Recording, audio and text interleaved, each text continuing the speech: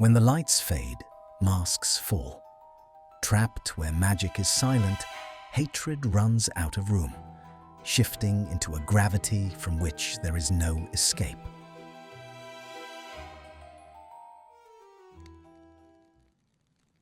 The silence in the Department of Magical Law Enforcement was not peaceful.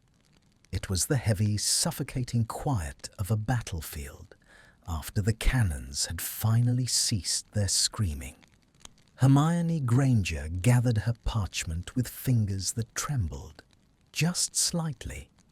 A tremor she would die before letting anyone see, especially the man standing on the opposite side of the mahogany table. The enchanted windows of the conference room on level 2 displayed a torrential London downpour, the rain lashing against the glass in sheets of grey and bruised purple, mimicking the storm that had just raged inside the room. "You are being deliberately obtuse, Malfoy," Hermione said, her voice low, lacking the sharp energy she had maintained for the last 4 hours. Now it was just weary. The amendments to the Preservation Act aren't about restricting heritage. They are about safety, about ensuring that dark objects don't consume the people who insist on hoarding them. Draco Malfoy did not look up immediately. He was fastening the clasp of his dragonhide portfolio, his movements precise, almost surgical. He looked immaculate, infuriatingly so, for 8 o'clock in the evening. Where Hermione felt her hair escaping its pins and the ink smudging on her cuffs, Draco looked as though he had been carved from marble, cool, pale, and untouched by the humidity or the stress. When he finally raised his eyes, they were the colour of the storm outside, flat, grey, and impenetrable. "And you, Granger, are being typically naive," he drawled. The sound of his voice scraped against her nerves, a familiar friction she had grown perversely accustomed to over the last 6 months of their forced partnership. "You think cataloguing a curse neutralizes it. You want to study what ought to be buried. It's a very Gryffindor way of thinking, poking the sleeping dragon in the eye to see what colour its iris is." "I want to understand the dragon so it doesn't burn the village down next time," she snapped, shoving a quill into her bag with more force than necessary. "Some things," Draco said, his voice dropping an octave, losing its mocking edge and settling into something darker, "are not meant to be understood. They are meant to be forgotten." For a second, the air between them crackled. It wasn't the static of magic, but the tension of history. Hermione looked at him, really looked at him, and saw the faint white scars of exhaustion lining his eyes. He wasn't just being difficult for the sake of blood purity or pride. He was speaking from the position of someone who had lived in a house filled with dark artifacts, someone who had heard the whispers of cursed objects in the dead of night. She almost softened. Almost. "We're done for tonight," she said, hoisting her bag onto her shoulder. "The minister expects a draft by Tuesday. If we don't agree, he'll draft it himself, and we both know he'll butcher it." "Then I suppose we shall have to resume this delight tomorrow," Draco replied, turning on his heel. His robes billowed silently, a ghost of black fabric in the dim room. They walked out into the corridor together, separated by 3 feet of polished stone floor and a decade of baggage. The ministry was nearly deserted. The usual hum of interdepartmental memos and the chatter of bureaucrats had faded, leaving only the rhythmic dripping of the enchanted rain and the echo of their own footsteps. Click-clack, click-clack went her sensible heels. A soft, predatory thud followed from his expensive boots. They moved like celestial bodies trapped in a deteriorating orbit, repelling each other, yet unable to break away. Hermione pressed the golden button for the lift. She stared at her reflection in the polished brass of the gate. She looked tired. Her eyes were wide and shadowed, her mouth set in a thin line of determination. Beside her reflection, Draco's was a blur of pale edges. He was staring at the ceiling, his jaw clenched tight enough to snap. "You could take the stairs," he muttered, not looking at her. "I'm wearing heels, Malfoy. You take the stairs." "And ruin a perfectly good pair of Italian leather boots? I think not." The lift arrived with a cheerful ding that sounded obscenely bright in the gloomy corridor. The golden grills slid open, rattling slightly in their tracks. It was one of the older lifts, the kind that smelled of ozone and floor wax, prone to juddering stops and starts. They stepped inside. The space, which usually accommodated 10 wizards comfortably, suddenly felt microscopically small. Hermione pressed the button for the atrium. Draco moved to the far corner, leaning his shoulder against the wall, crossing his arms over his chest. He closed his eyes, his long lashes casting shadows on his cheekbones. The grills rattled shut. The lift gave a lurch, a sensation like a stomach dropping, and began its descent. "Focus on the motion," Hermione told herself, staring at the floor indicator as it swung from level 2 to level 3. Don't look at him. Don't think about how he smells like parchment, rain, and that distinct, sharp scent of expensive cologne that is so painfully Malfoy. It was infuriating how much space he took up, even when he was standing perfectly still. His presence was a physical weight, a magnetic field that made the hair on her arms stand up. She hated that she respected his intellect. She hated that during their debates, he was the only one who could keep up with her, the only one who forced her to sharpen her arguments until they were razor thin. And she hated, most of all, the way his eyes sometimes lingered on her mouth when she was shouting at him, an unreadable expression that vanished the moment she caught it. Draco, in his corner, was fighting his own internal war. He was exhausted to his very marrow. The Magical Artifacts Preservation Act was a nightmare. Granger wanted to preserve everything for educational purposes. She didn't understand that some magic left a stain on the soul that no amount of scrubbing could remove. He wanted to lock the manor's vaults and throw away the key, not let ministry researchers poke around in the darkness that had defined his childhood. He opened his eyes a fraction, watching her through his lashes. She was tense, her posture rigid.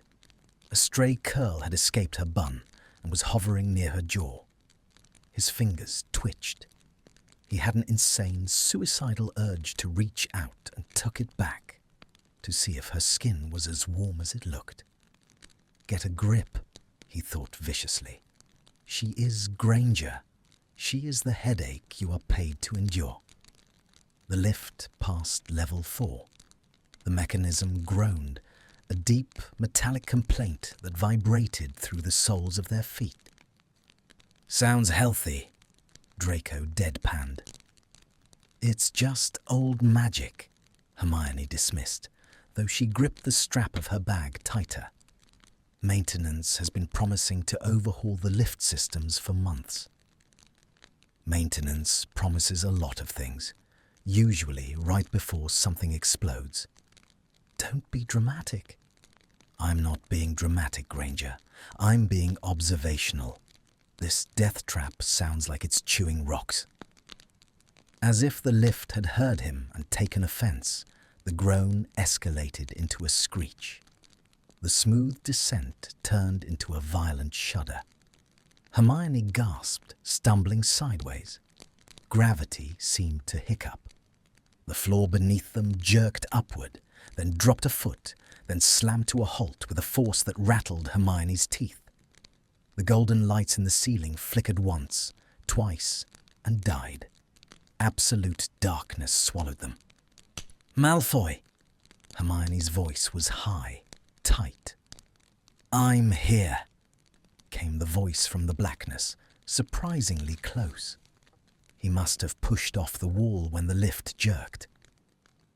For a moment, there was only the sound of their breathing, hers shallow and fast, his controlled but heavy. Then the silence of the building pressed in.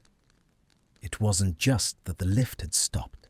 The ambient hum of the Ministry's magic, the constant low-level vibration of thousands of spells interwoven into the architecture, had vanished from the air. "Lumos," Hermione whispered. Nothing happened. She frowned in the dark, shaking her wand. Lumos. Still nothing. The tip of her wand remained dead. A cold knot of genuine fear began to coil in her stomach. The Ministry elevators were protected by anti-tampering wards, but a simple lighting charm should always work. "Save your breath," Draco said. His voice came from her left now. "The dampening wards have triggered.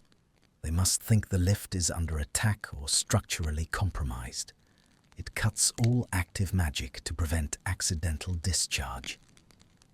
That's ridiculous," Hermione stammered, feeling along the wall until her fingers brushed the cold brass of the control panel. She pressed the emergency button. It clicked uselessly. "We're just stuck. It's a mechanical failure. The magic shouldn't be suppressed."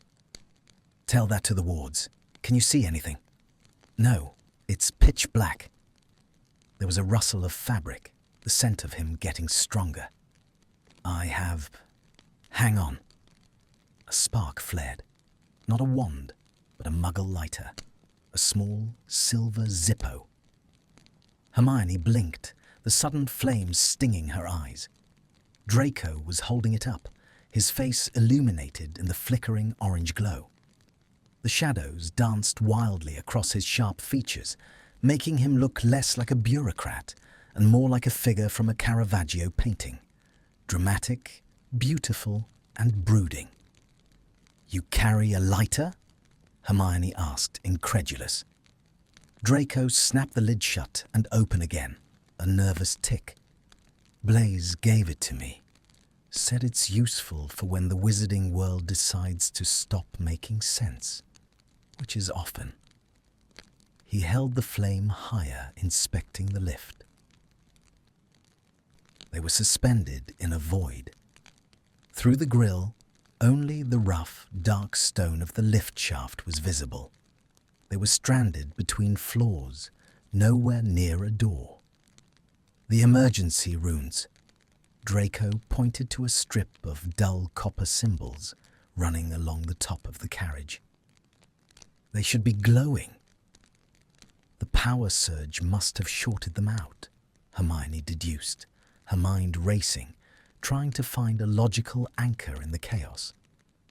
"If the dampening wards are up, we can't apparate. We can't send a Patronus.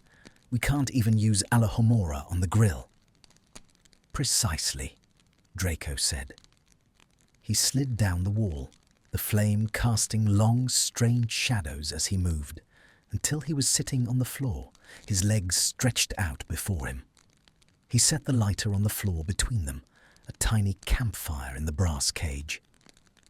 "We are, as the Muggles say, screwed." Hermione stared at him. "You're just going to sit there?" "What do you propose, Granger? Shall I claw through the ceiling? Scream until my throat bleeds?" "The atrium is deserted. The night watchman is likely asleep or 3 levels down in the break room.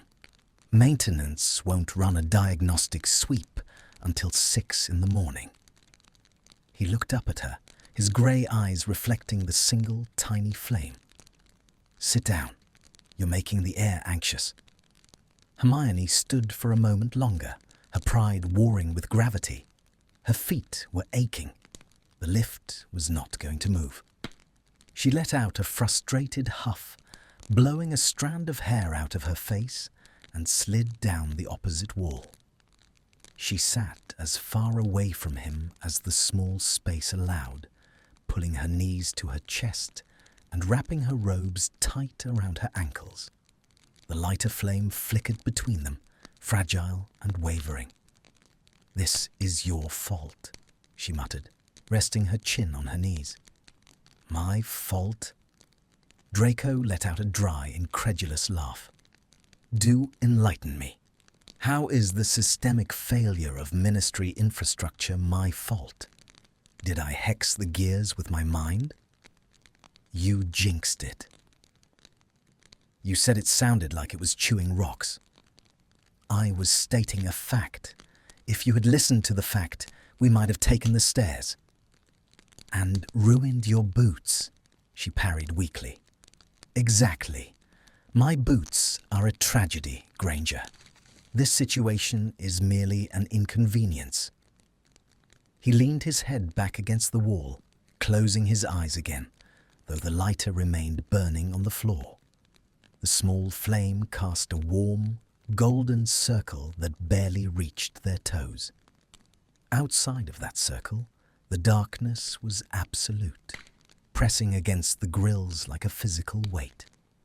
The temperature was already beginning to drop. The deep underground chill of the Ministry, usually kept at bay by warming charms, began to seep through the floor. Hermione shivered, tucking her hands into her sleeves. "So," Draco's voice drifted through the semi-darkness, softer now. 6 hours until the morning shift. Just you, me, and the crushing realization that we are trapped in a box."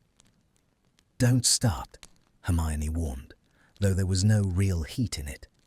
She watched the flame dance, mesmerized by the only source of light. "Just don't start." "I haven't said a word," he replied, a hint of a smirk touching his lips. Silence descended again, but this time it was different.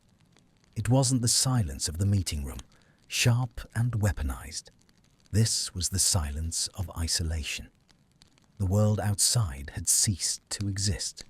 There were no bills to pass, no minister to please, no prejudices to uphold. There was only the smell of rain on wool, the dying heat of the lighter, and the man sitting across from her, a man she had spent half her life hating and the other half trying to figure out. Draco opened one eye, catching her staring at the flame. "Are you cold?" "I'm fine," she lied, her teeth threatening to chatter. He watched her for a moment, his expression unreadable in the flickering light. Then, with a sigh that sounded like he was giving up something significant, he shifted his leg, just an inch, so the toe of his boot brushed the fabric of her robe. It wasn't a touch, not really, but in the tiny, freezing, magic-less box, it felt like a shout. "Liar," he whispered. The lift settled with a final, ominous creak, locking them into place for the night. The cold arrived not as a guest, but as an invasion. It seeped through the brass grills of the lift, a creeping subterranean chill that felt less like a drop in temperature and more like the stone of the Ministry attempting to reclaim the space. An hour had passed, or perhaps 3. In the utter void of the shaft, time had lost its structure. There was only the rhythmic click-clack of Draco Malfoy opening and closing the lid of the silver lighter, a nervous tick that had become the heartbeat of their confinement. Click. A flare of orange light. Clack. Darkness. Click. His face illuminated in sharp relief, the hollows of his cheeks, the pale sweep of his lashes. Clack. Nothing but the smell of ozone and expensive wool. Hermione shifted, pulling her knees tighter against her chest. The floor was unyielding, and despite her heavy robes, the dampness was gnawing at her bones. She watched the flame appear and disappear, mesmerized by the only variable in their static world. "You're going to run out of fluid," she whispered. The sound of her own voice startled her. The silence had become so thick it felt like velvet draped over her ears. "And you're going to run out of body heat if you keep sitting like a gargoyle," Draco replied. His voice was rougher than usual, stripped of its polished veneer by the cold. He didn't stop the clicking. Click, clack. "Besides, the darkness is loud. It has too many teeth." Hermione frowned, tilting her head. It was a strange thing for him to say. Poetic, almost vulnerable. She looked at where he sat, a darker shadow against the black wall. He was sprawled with deceptive ease, one leg extended, the other bent at the knee, his head tipped back. But she could see the tension in his jaw when the light flared. He wasn't relaxed. He was coiled. "Is that why you hate the Preservation Act?" she asked suddenly. The question hung in the chilly air, bold and intrusive. "Because you think the dark objects have teeth?" Draco's hand stilled. The flame burned steadily for a moment, casting long, wavering shadows that danced across the ceiling like spectres. He turned his head slowly to look at her. "I don't think they have teeth, Granger. I know they do. Literal ones, in the case of the tea set in the West Wing." Hermione blinked. "I'm sorry. The tea set." "It preferred Earl Grey," Draco said, his tone deadpan, though a flicker of something, amusement, deflection, sparked in his grey eyes. "If you poured Darjeeling, the sugar bowl would try to take a finger. I still have a scar on my pinky from a particularly aggressive creamer when I was 7. "You're lying," she said, but the corner of her mouth twitched. "I never lie about tea," he retorted smoothly. He snapped the lighter shut, plunging them into darkness, then flicked it open again immediately. "You asked why I'm cynical. You grew up in a house with a television and a radiator. I grew up in a museum where the exhibits judged my posture." Hermione shifted, instinctively leaning a fraction closer to the warmth of the flame. And him. The hostility of the boardroom felt miles away, buried under the weight of the stone above them. Here, in the dark, the political lines blurred. There was just curiosity. "So, the cynicism is a defense mechanism?" she ventured, treading carefully. "Against the furniture." Draco let out a huff that might have been a laugh. "It was survival, Granger. Do you know what it's like to be raised in a house that breathes?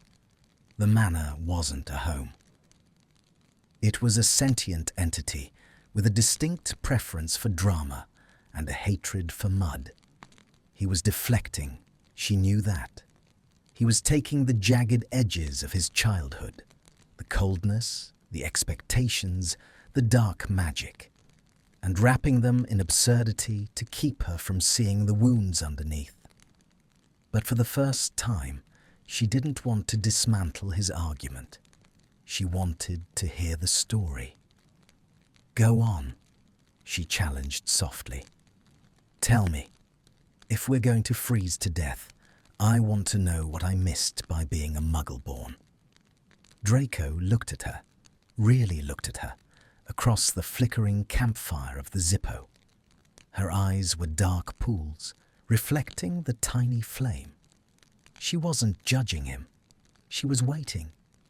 He leaned forward slightly, the movement bringing the scent of him, rain, bergamot, and cedar wafting toward her. "Well," he began, his voice taking on the cadence of a storyteller, a rich baritone that seemed to push back the cold. "Let's start with the portraits. You think having pictures that move is charming. Try having your great-great-grandfather, Phineas Nigellus, critique your table manners every morning while you're trying to eat toast. Draco, your elbows are a disgrace to the bloodline. Draco, you're chewing like a commoner. It gives one a complex. I've met Phineas's portrait, Hermione said, a smile tugging at her lips. He called me a mudblood. I put a blindfold on him. God, I wish I'd thought of that. Draco groaned, dropping his head back against the wall. I just learned to eat very, very quickly. And then there were the peacocks. The albino ones. The very same. They were effectively alarm systems with feathers. My father insisted they were majestic. In reality, they were vicious gossip mongers. If you wore robes that clashed with the season, they would screech.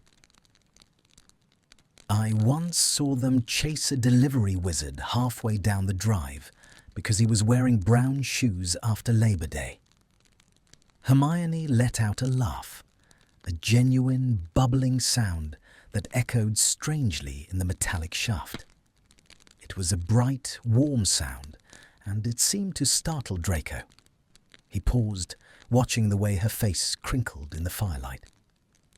"And the chandelier," she prompted, hugging her knees, her shivering subsiding as the atmosphere between them warmed. "Ah, the chandelier in the entrance hall." Draco lowered his voice to a conspiratorial whisper. "It had a gambling problem. What? It bet on who would trip over the rug. I swear to you, Granger, it would rattle whenever someone stumbled. 1 crystal for a stumble, 2 for a fall. My mother claimed it was just the draft, but I know for a fact it owed the suit of armor 3 candles." Hermione was giggling now, her hand over her mouth.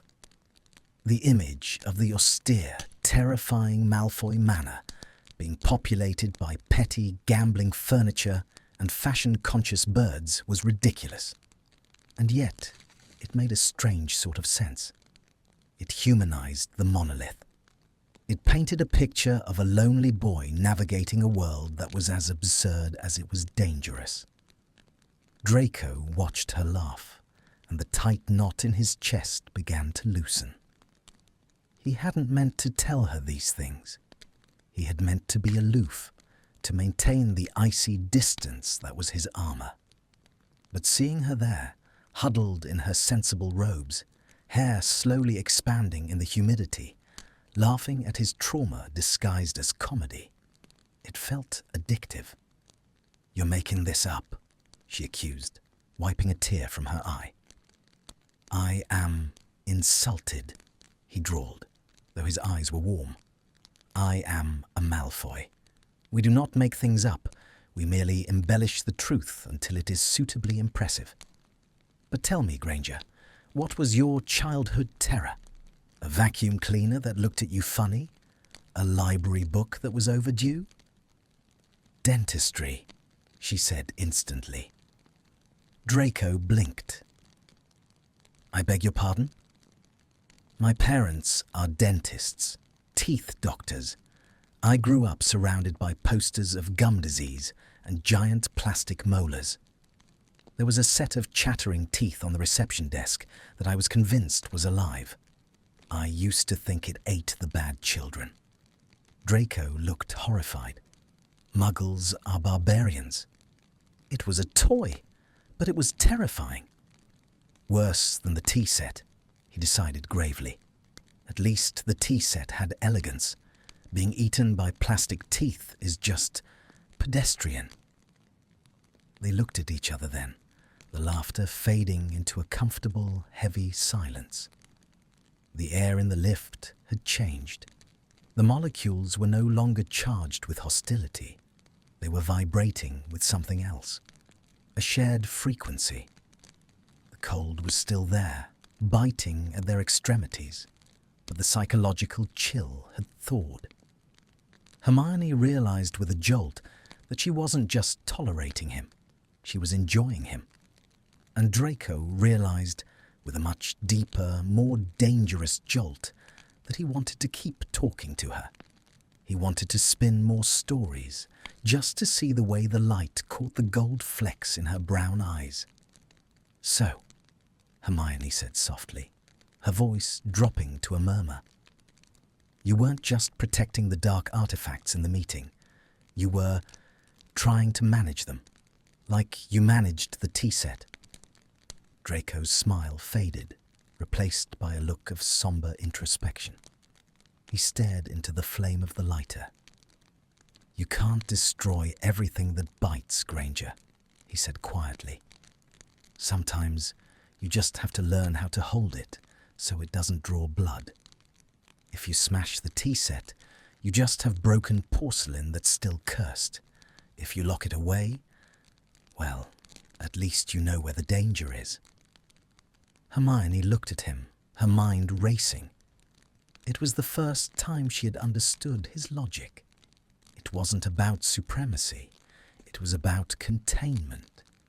It was the logic of someone who had lived inside the beast and survived. "I didn't think of it that way," she admitted, her voice barely a whisper. "I know," Draco said. He looked up, his gaze locking onto hers. The banter was gone. The raw honesty of the moment hung between them, suspended in the dark. "You see the world as something to be fixed. I see it as something to be survived. We differ." "Maybe," Hermione said. She shivered again, a violent tremor that shook her shoulders. Draco saw it. He hesitated for only a second. Then, with a fluid movement, he shifted. He didn't stand up, but he slid across the floor, closing the 3 feet of distance between them until he was sitting right beside her. He didn't touch her. Not yet. But his shoulder was inches from hers, and the heat radiating from his body was palpable.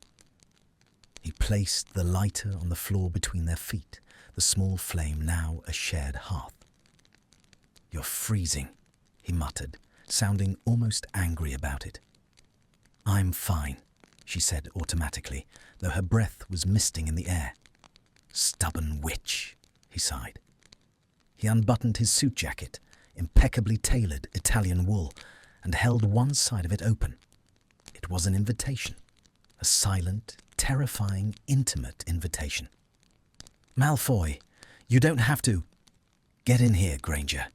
If you die of hypothermia, the paperwork will be endless, and I simply cannot be bothered with it." Hermione hesitated. Her brain screamed 1,000 reasons why this was a bad idea.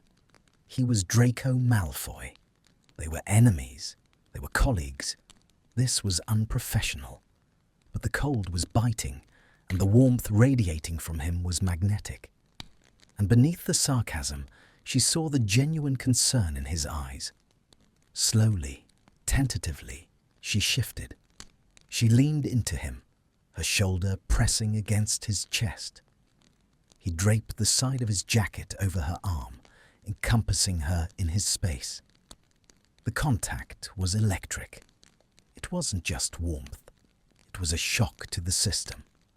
She could feel the steady thrum of his heart beneath his shirt. She could smell the soap on his skin. They were sitting in the dark, in a broken box, wrapped in silence and wool.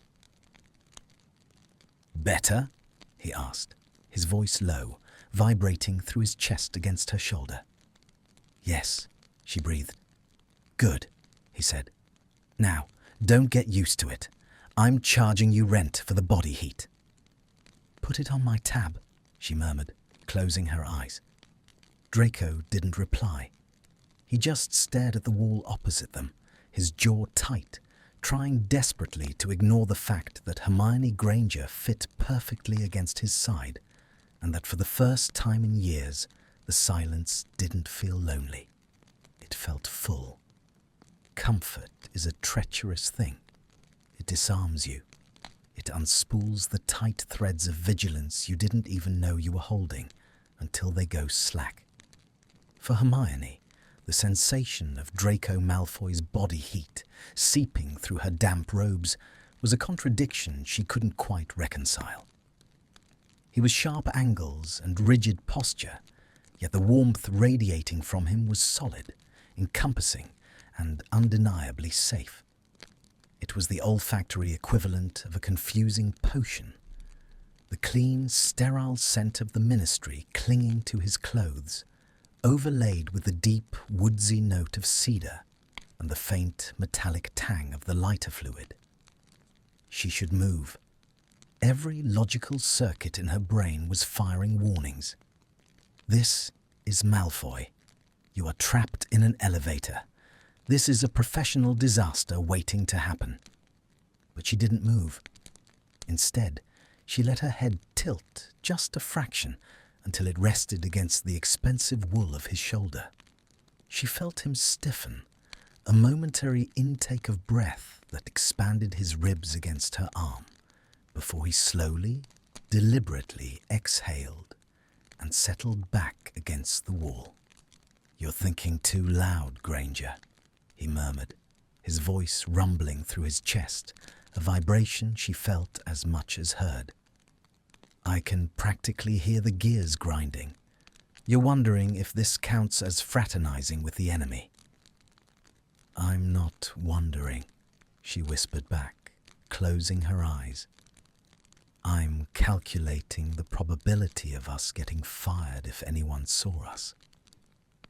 "0, he said, his tone dry. "Because if anyone saw us, I'd have to obliviate them. I have a reputation to maintain. Huddling with Gryffindor's golden girl isn't exactly on brand." Hermione let out a soft huff of laughter. It was easier to laugh now. The darkness stripped away the visual cues of their animosity, the sneer, the defensive crossing of arms.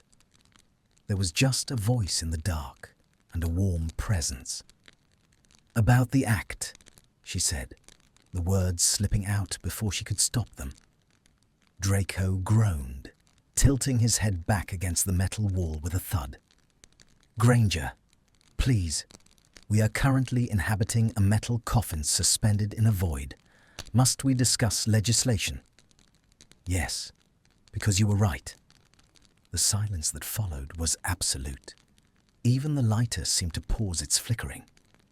Draco slowly turned his head to look down at her. In the weak orange glow, his expression was one of genuine shock. "I'm sorry. I think the oxygen deprivation is setting in," he drawled. "Did you just say I was right?" "Don't let it go to your head," she warned, though she didn't pull away. She shifted slightly, turning her body so she could look at his profile. "What you said about the tea set, about not being able to destroy everything that bites.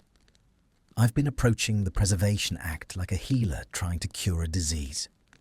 I wanted to sanitize the artifacts, catalogue them, strip the curses, make them safe for study."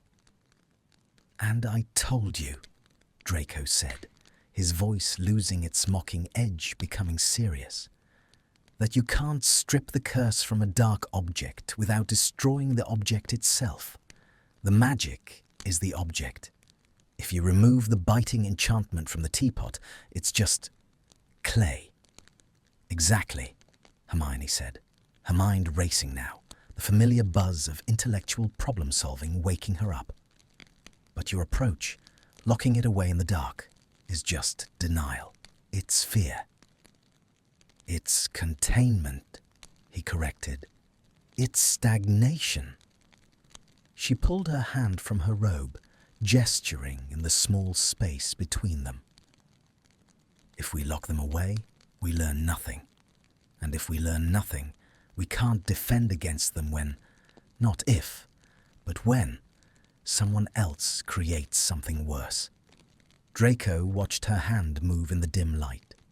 He was captivated despite himself. Even here, exhausted and trapped, her mind was a relentless engine. "So," he said slowly, testing the waters. You want to study the beast, but I don't want the beast to eat the students. We seem to be at an impasse. Not necessarily, Hermione said. She sat up a little straighter, ignoring the cold air that rushed into the space between them. What if we didn't try to change the objects? What if we changed the environment? Draco frowned. Go on. The tea set, she said, seizing on his earlier metaphor. It bites. It's aggressive. But it's only dangerous because it's interacting with humans who are trying to use it for tea. What if we created a containment field that mimics the object's original intent but isolates the output? Draco's eyes narrowed in thought. You mean a feedback loop? A mirrored suppression ward, Hermione exclaimed, tapping his knee in her excitement. She didn't even notice the contact. She was too lost in the theory. We draft a clause that requires all Class A artifacts to be stored in mirrored dimensions. Small, pocket realities where the object thinks it's functioning, but it's actually interacting with magical constructs. We can study the curse's behavior through the glass without ever touching it. Draco stared at her. His mind, trained in the subtle, slippery arts of dark magic and defense, instantly saw the brilliance of it. It was elegant, it was safe, and it was incredibly complex. A mirrored suppression ward, he repeated, the words rolling off his tongue. We'd need a base anchor, obsidian maybe. It absorbs magical residue. Yes, obsidian bases for the containment units. Hermione agreed, breathless. And we'd need to amend Section 4 to allow for the creation of pocket dimensions within Ministry grounds. Currently, that's illegal under the Space Extension Act. I can handle Section 4, Draco said, a sharp grin cutting across his face. The Department of Mysteries owes me a favor. I can get the clearance for subdimensional storage if we frame it as security enhancement rather than research expansion. And I can write the arithmancy for the mirrors, Hermione added. I can base it on the Vanishing Cabinet schematics, the way it creates a bridge between spaces, but inverted so the bridge goes nowhere. They were leaning toward each other now, the shared jacket forgotten, the cold forgotten. They were two hunters closing in on the same prey. The animosity that had defined their relationship for years, the friction of Gryffindor versus Slytherin, Order versus Death Eater, was suddenly transmuted into something else entirely. It was fuel. You'd use the Vanishing Cabinet? Draco asked quietly. The reference hung heavy in the air. That cabinet had been the beginning of his ruin in 6th year. Hermione looked him dead in the eye, unflinching. It was brilliant magic, Draco. Twisted, but brilliant. Why shouldn't we use it to do something good? Draco felt something in his chest crack. It wasn't a painful sound. It was the sound of a lock turning. She didn't look at him with pity. She looked at him with professional respect. She was acknowledging his past not as a stain, but as a resource. You are terrifying, Granger, he whispered, but it sounded like a prayer. I'm pragmatic, she countered, a small, proud smile touching her lips. You said yourself, survival. Right, survival. He reached for the lighter, which was sputtering. He shook it, and the flame flared up again, higher this time, illuminating her face. Her hair was a mess, wild curls escaping the severe bun she wore for work. Her skin was pale, but her cheeks were flushed with the excitement of the debate. She was beautiful. The thought didn't sneak up on him. It hit him like a bludger.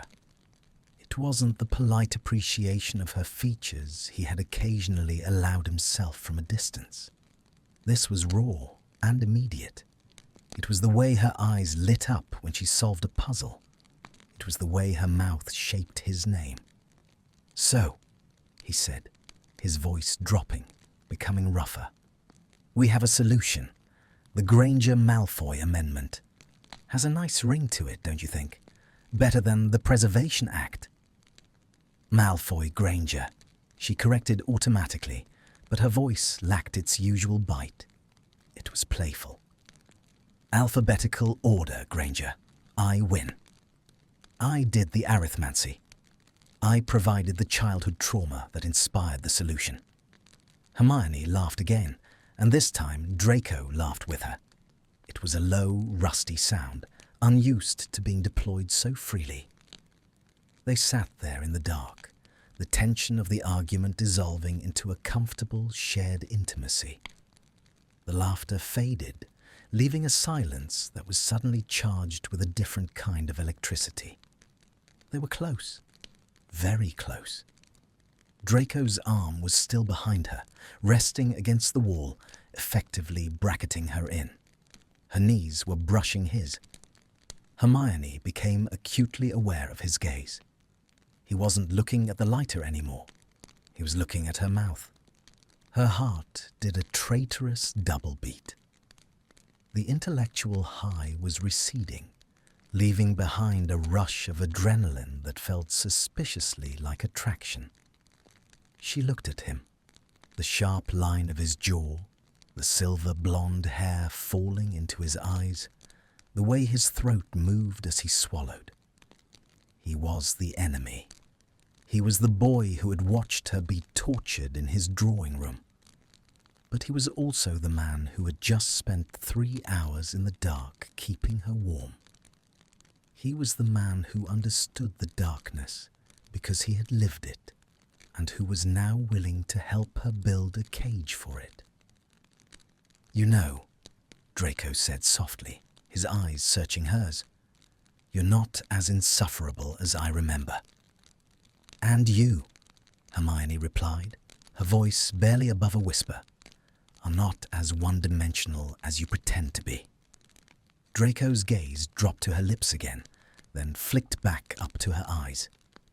The air between them thickened, heavy with unsaid things. The lighter flame danced, casting their shadows large and merging against the wall. "Is that a compliment, Granger?" "It's an observation, Malfoy." He leaned in, just an inch.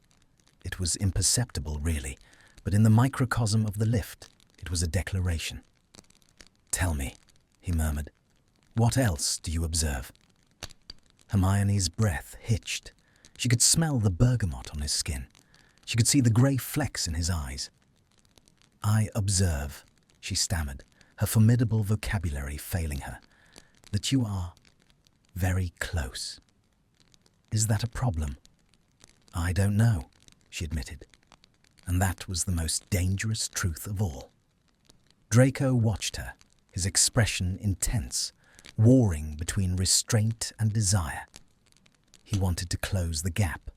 He wanted to know if she tasted as fierce as she argued. The darkness gave him permission. The isolation gave him an excuse. "We should write this down," Hermione said suddenly, a frantic attempt to anchor herself back to reality. The amendment. We should write it down before we forget." Draco blinked, the spell breaking slightly. He let out a slow breath, a mixture of frustration and relief. He leaned back, putting a safe distance between them, though his eyes remained fixed on her face. "We have no parchment, Granger, and no light."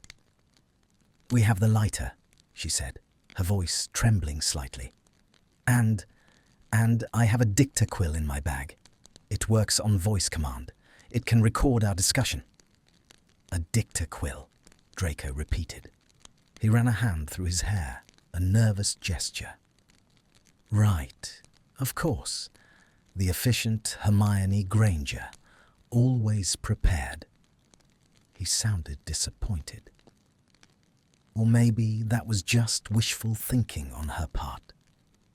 "Turn it on," he said, his voice retreating back into the shadows. "Let's save the world, Granger, before the lift starts moving again and we remember who we are."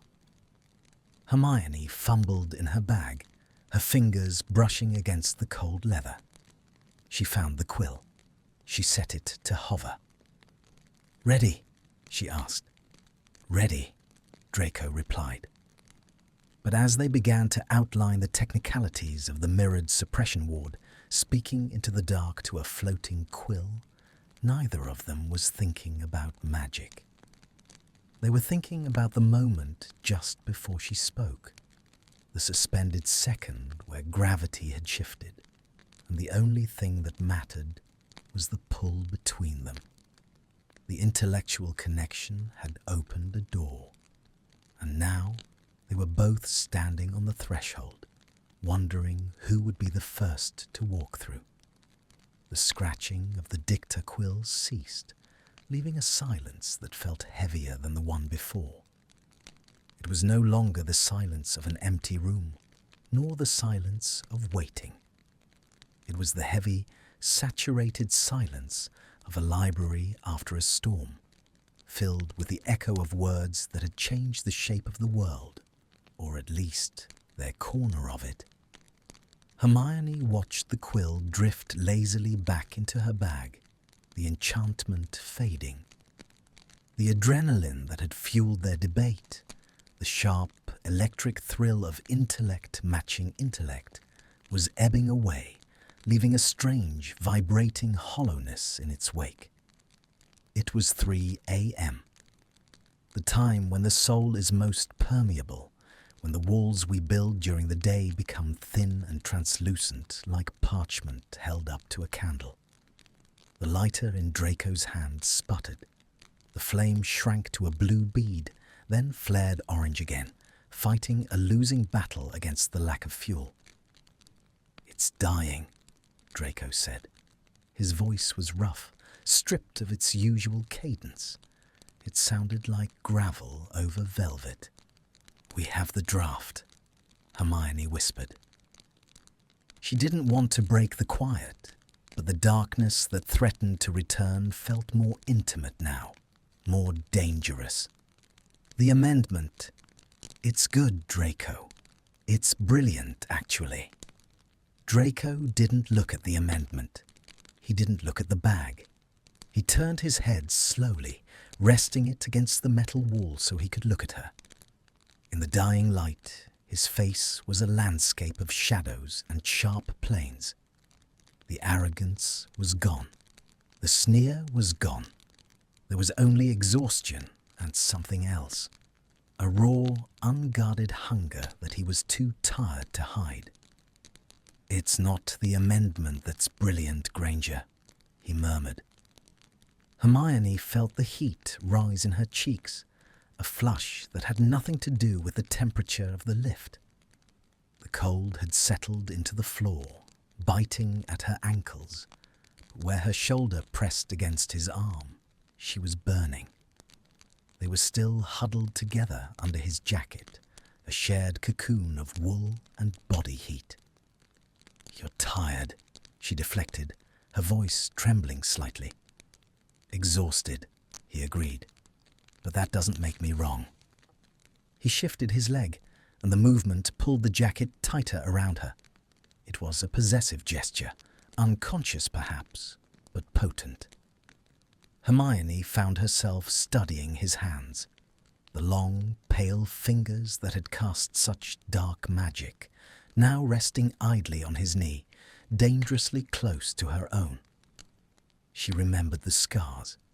She remembered the tremors she had seen in the papers after the war. Now they were steady, or nearly so. "Why did you stay?" she asked suddenly. The question had been gnawing at her since the lift stopped. Draco blinked, the movement slow and languid. "Stay? In the department, in England. You could have gone to France, or Italy. The Malfoys have estates everywhere. You didn't have to stay here, with us." with the people who hate you. Draco looked away, staring into the flickering flame. A muscle in his jaw feathered. Running away is a very specific kind of cowardice, Granger. I spent 2 years running while standing still in my own house. I didn't want to do it anymore. He turned back to her, his grey eyes piercing. Besides, penance requires presence.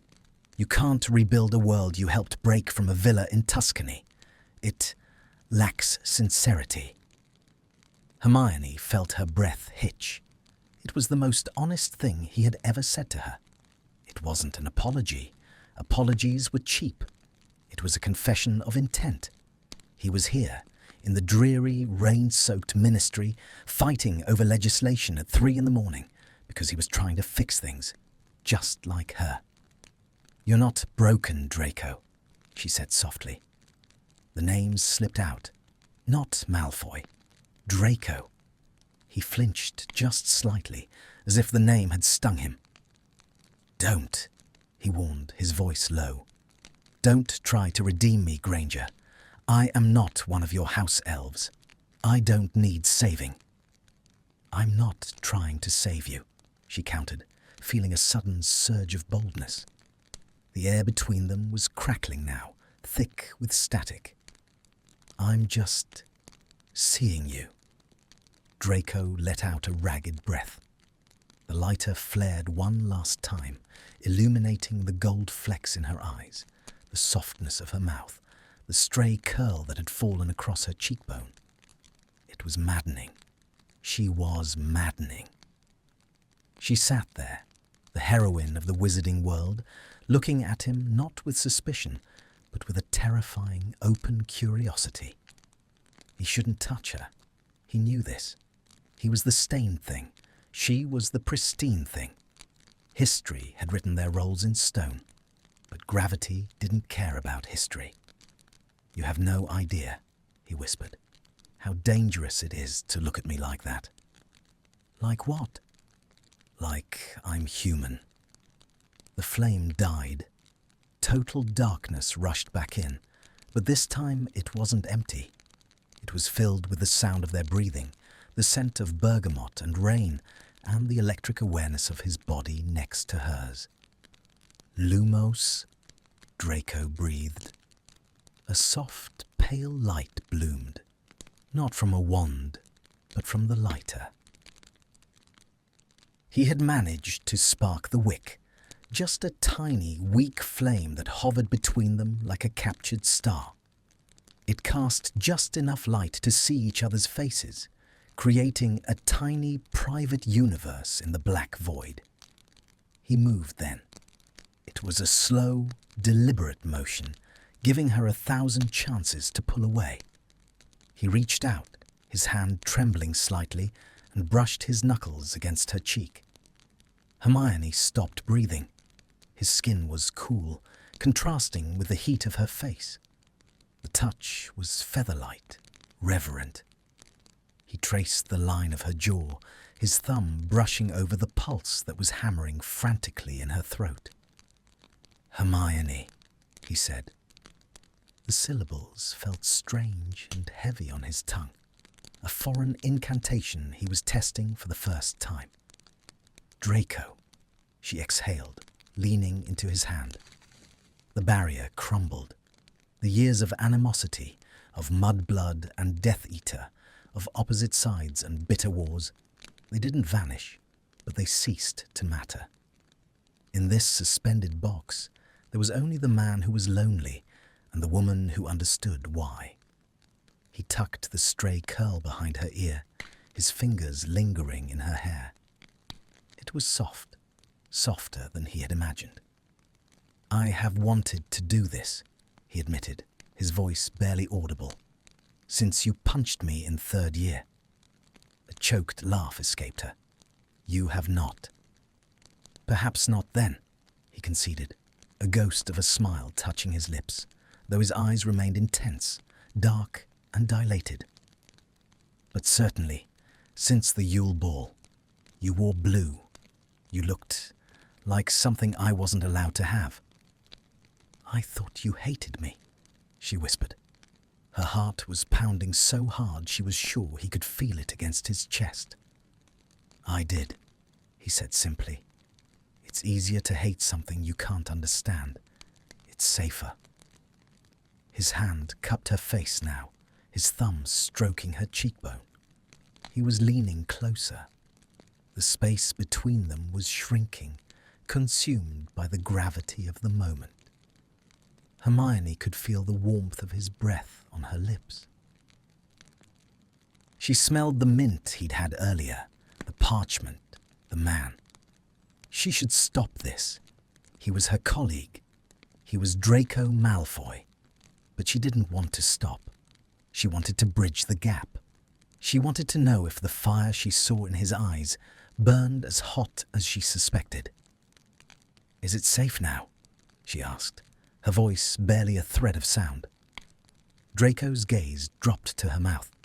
He seemed to be warring with himself, a physical struggle between restraint and desire. No, he murmured, tilting his head, his nose brushing against hers. It's reckless. It's potentially catastrophic. It's inevitable, she supplied. I was going to say stupid, he breathed, but inevitable works. He closed his eyes and leaned in the final millimeter. Their foreheads touched. It wasn't a kiss, not yet. It was an alignment, a sharing of air, a silent acknowledgement of the terrifying pull between them. Hermione's hands found purchase on the lapels of his jacket, gripping the fabric tight. Draco, she whispered, a plea and a permission. He turned his head slightly, angling for her mouth. The anticipation was a physical ache, a taut wire pulled to the breaking point. She parted her lips. He exhaled a shaky breath against them. The world outside the lift had ceased to exist. There was only this, the friction of wool, the dying light, the terrifying promise of his mouth on hers. He hesitated, just for a heartbeat, hovering there. Tell me to stop, he groaned, his voice ragged. Granger, tell me to stop. Don't you dare, she whispered back. He made a sound low in his throat, a surrender. His hand tightened in her hair. He moved to close the distance, to finally cross the line. Crack! A sound like a gunshot shattered the atmosphere. The lift jerked violently upward, throwing them both back against the wall. Hermione gasped, her head cracking against the wood paneling. Draco swore loudly, his arm instinctively shooting out to brace her, keeping her from sliding across the floor. Whoosh! The overhead lights blazed to life. The sudden, blinding brightness was an assault.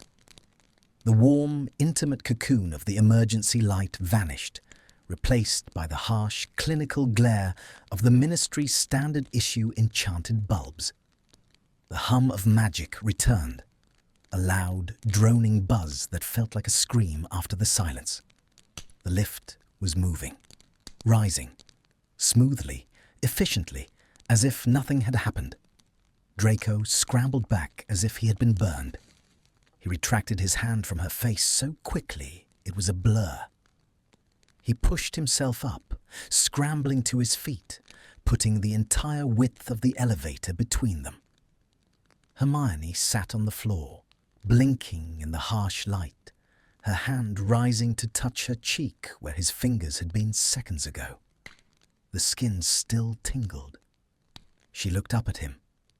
Draco was standing in the far corner, adjusting his cuffs with frantic, jerky movements. His face was pale, his eyes wide and wild. He looked like someone who had just woken up from a fever dream to find himself standing on a precipice. The mask was slamming back into place, the coldness, the rigidity, the Malfoy armor. But it was crooked. She could see the panic underneath. The power, he rasped, clearing his throat. He didn't look at her. He couldn't. The power is back. Yes, Hermione said, her voice sounding hollow and far away. She grabbed her bag and used the handrail to pull herself up. Her legs felt shaky. Yes, it is. The lift chimed cheerfully. Level 1. The atrium. The golden grills slid open. The contrast was jarring. They had been in a timeless void. Now they were back in the world of schedules and regulations. The atrium was brighter now, the early morning cleaning crews beginning their rounds. The floor was polished to a mirror shine. Draco stood there for a second, staring at the open door. He looked like he wanted to say something, to explain, to apologize, to finish what they had started. His hand twitched at his side. He looked at her, and for a fleeting second, the raw, vulnerable man from the dark was there again, begging her to understand. But the moment was broken. The light had sanitized it. He started, then stopped. He straightened his tie, the movement sharp and defensive. I should go. I have to check the wards. On the manor. It was a lie, a flimsy, transparent lie. Draco, Hermione said, stepping forward. He stepped back, out of the lift and onto the atrium floor. Good morning, Granger. I'll see you at the meeting on Tuesday. He turned on his heel. His robes billowed, black and severe, as he walked away, his stride long and fast. He didn't look back. Hermione stood alone in the elevator. The doors tried to close, but she put her hand out, stopping them. She stared at the spot where he had been standing, where the air still shimmered with the ghost of their near collision. Her heart was still racing, pounding a frantic rhythm against her ribs. She touched her lips, which felt cold now, bereft of the warmth that had been inches away. The tension hadn't broken. It had just been delayed. And the snap, she realized with a mixture of dread and exhilaration, was going to be deafening when it finally happened. She stepped out into the atrium, the click-clack of her heels echoing in the vast hall. She was exhausted. She was confused. And she was absolutely, terrifyingly alive. Daylight in the Ministry of Magic was an illusion, a clever trick of enchanted windows and atmospheric charms. But to Hermione Granger, stepping out of the fireplace onto level 2 at 8:45 a.m., it felt blindingly, aggressively real. The world had reset. The atrium was a cacophony of rushing feet, swooping memos, and the dull roar of a bureaucracy waking up. It stood in stark, violent contrast to the velvet silence of the elevator shaft where she had spent the night. She hadn't slept. After Draco had fled, and there was no other word for it, really, he had vanished like smoke in a gale, she had gone home, showered for 40 minutes, trying to scrub the chill from her bones, and stared at her ceiling until her alarm screamed. Now, standing at her desk, she felt raw. It was a sensation like having a layer of skin peeled away.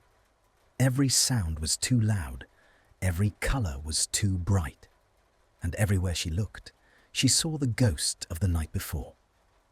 She picked up her quill, but her hand hovered over the parchment. She wasn't thinking about the Goblin Liaison Office's latest complaint. She was thinking about the way Draco's breath had hitched. She was thinking about the weight of his jacket. She was thinking about the look in his eyes, not the sneer she had known for a decade, but a terrifying, open hunger that had mirrored her own. "Hermione!" Harry's voice made her jump. He was standing in her doorway, looking concerned, holding 2 cups of lukewarm ministry coffee. You look like you spent the night in a box," he said, setting the cup down on her desk. Hermione let out a hysterical, choked laugh. "You have no idea." Malfoy's here, by the way, Harry added, oblivious to the sudden spike in her heart rate. He looks worse. I saw him snapping at a junior assistant about the proper folding of interdepartmental memos. I think he might actually bite someone today. He won't, Hermione said, her voice sounding strange to her own ears, too soft, too knowing. He doesn't like the noise. Harry frowned, tilting his head.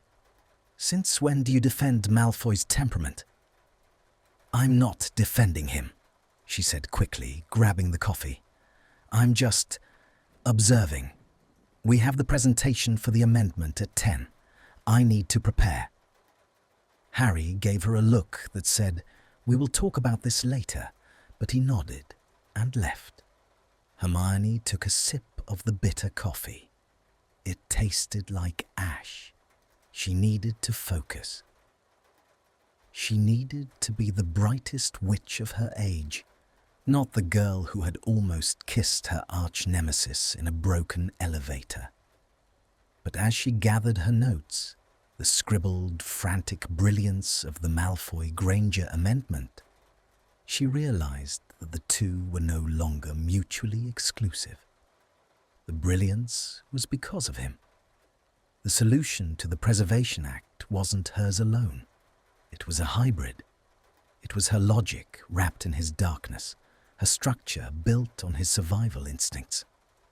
They were a binary star system now, and she was terrified of the collision.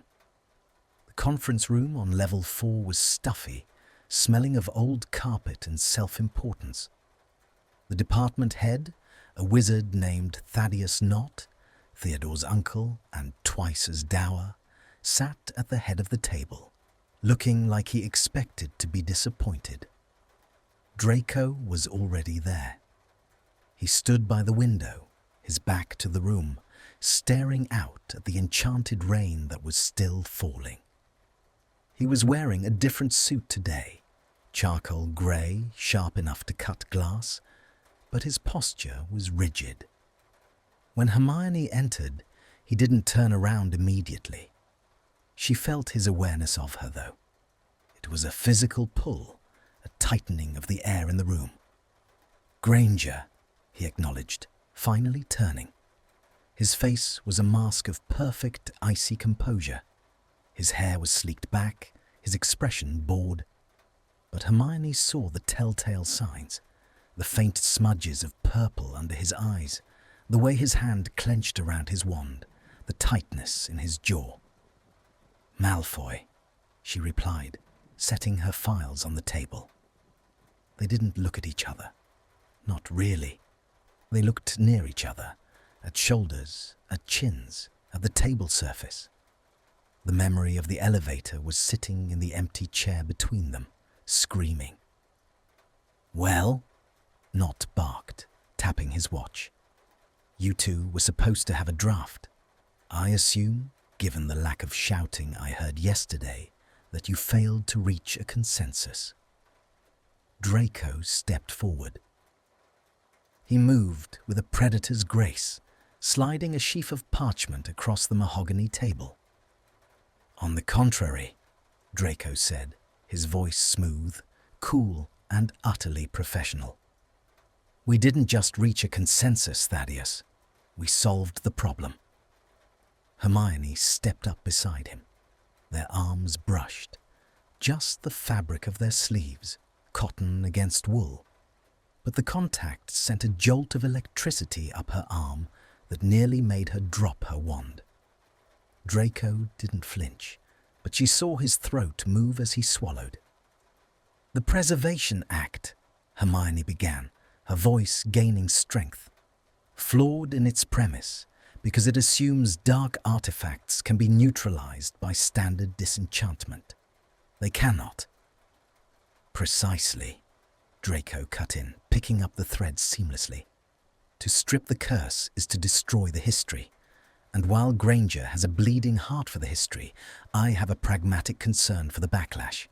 Dark magic, when suppressed, tends to leak. He glanced at her then. A microsecond of eye contact. Leak. like a tea set, like a boy in a manor. Our proposal, Hermione continued, feeling a surge of confidence, is the mirrored suppression ward. We utilize a localized spatial distortion, similar to the vanishing cabinet mechanics, but inverted, to create a pocket dimension for each artifact. The room went silent. The other committee members were staring. Nott looked stunned. You want to build pocket dimensions? Nott asked, blinking. Inside the ministry? It's perfectly safe, Draco drawled, leaning back against the table, his shoulder inches from Hermione's. I've already secured the preliminary clearance from the Department of Mysteries. They owe me. And the arithmancy, Nott pressed, looking at Hermione. It's sound, she said, tapping the parchment. I calculated the stability variances myself. The artifacts will believe they are interacting with their intended targets, but they'll be biting into a void. We can study the aggression patterns through the glass without ever risking a finger. She looked at Draco. He looked at her, and in that moment, the room disappeared. They weren't presenting a bill. They were reliving the spark of creation. They were back in the dark, passing the lighter back and forth, weaving their minds together. The synergy was undeniable. It was terrifyingly potent. They finished each other's sentences, anticipated each other's logic, and shielded each other's weaknesses. It was a dance, a verbal, intellectual waltz performed in front of an audience that had no idea they were watching a courtship. By the time they finished, Nott was looking at them with a mixture of suspicion and grudging respect. It's ambitious, Nott admitted, and dangerous. It's necessary, Draco and Hermione said in unison. They stopped, surprised by the harmony. A flush crept up Hermione's neck. Draco cleared his throat, adjusting his cufflinks. It's the only way to keep the tea sets from eating the interns, Draco muttered, low enough that only she could hear. Hermione bit her lip to suppress a smile. It was a secret. A tiny, glowing ember of a secret shared between the Gryffindor princess and the Slytherin prince. Fine, Nott sighed, signing the approval form. Proceed to the testing phase. But if you blow up the department, Malfoy, I'm taking it out of your trust fund. Naturally, Draco smirked. The corridor outside was cool and drafty. The meeting had run late. It was nearly lunchtime. The adrenaline of the presentation was fading, replaced by the heavy, thick tension that had been stalking them all morning. They walked side by side, maintaining a careful distance of 6 inches. You were good in there, Hermione said quietly. The way you handled Nott, I would have just argued with him until he hexed me. Nott responds to intimidation and money. Draco shrugged, though he looked pleased. You were the one who dazzled them with the math. I saw Sticky Note Perkins drooling over your arithmancy charts. He was not. He was. It was tragic. They fell silent. They reached the elevators. The golden grills were closed. Hermione stopped. She stared at the buttons. She couldn't get in. Not yet. Not with him. The memory was too fresh, too raw. Draco seemed to realize it too. He stopped a few feet away, turning to face her. The playful banter of the meeting evaporated, leaving something heavier in its wake. Granger, he said. His voice was dropped low, intimate. Draco, she replied. She didn't correct herself this time. He took a step closer. The hallway was empty. The lunch rush had cleared the floor. Last night, he started, looking at the floor, then forcing himself to meet her eyes. I left. I noticed. I didn't leave because I wanted to, he said, the words rushing out, urgent and jagged. I left because if I had stayed in that box for 1 minute longer, with the lights back on, I would have done something unprofessional. And that would be terrible, Hermione asked, her voice trembling. Being unprofessional. Draco let out a harsh laugh. He ran a hand through his hair, destroying the perfect styling. It would be complicated. You are you. I am me. We have history, Hermione. We have baggage that would fill a cargo hold. You don't just kiss someone like me and go back to normal. Maybe I don't want normal, she whispered. The admission hung in the air between them, shimmering like a spell. Draco stared at her, his grey eyes wide. He looked like a man who had been starving for years and had just been offered a feast, but was terrified it was poisoned. You don't know what you're saying, he rasped. I think I do. I think you're the one who's afraid. I am terrified, he admitted instantly. I am terrified that I will ruin you, that I will drag you into my mess and dull your shine. I'm not a trophy, Draco. I don't need to be polished. I need to be challenged. She took a step toward him, invading his space. And you are the only person in this entire building who actually challenges me. He looked at her mouth. He couldn't help it. The hunger was back, raw and undeniable. Granger, he warned, a low growl. We are in a public corridor. I don't care. He reached out, his hand hovering near her waist, wanting to pull her in. I do. I care because I don't want you to be a scandal. I want you to be... He cut himself off. To be what? Mine, he whispered, the words slipping out before he could catch it. Hermione's breath hitched, the world tilted on its axis. Before she could respond, the elevator chimed. The doors slid open. A group of giggling witches from the Department of Magical Games and Sports spilled out, chatting loudly about Quidditch scores. Draco stepped back instantly, the mask slamming back into place. He smoothed his robes, his face closing off, though his eyes remained dark and turbulent. I have work, he said, his voice clipped. I'll see you later, Granger. He walked away, heading toward the stairs. He was running again, but this time it felt different. He wasn't running away from her. He was running away from the precipice, trying to gain enough distance to keep from falling. Hermione watched him go. She felt the heat of his confession burning in her chest. Mine. She stepped into the empty elevator, the same one. She pressed the button for her floor. As the doors closed, trapping her in the brass cage once more, she realized something. The fear was gone. The doubt was gone. She looked at her reflection in the brass panel. Her eyes were bright. Her cheeks were flushed. She wasn't going to let him run.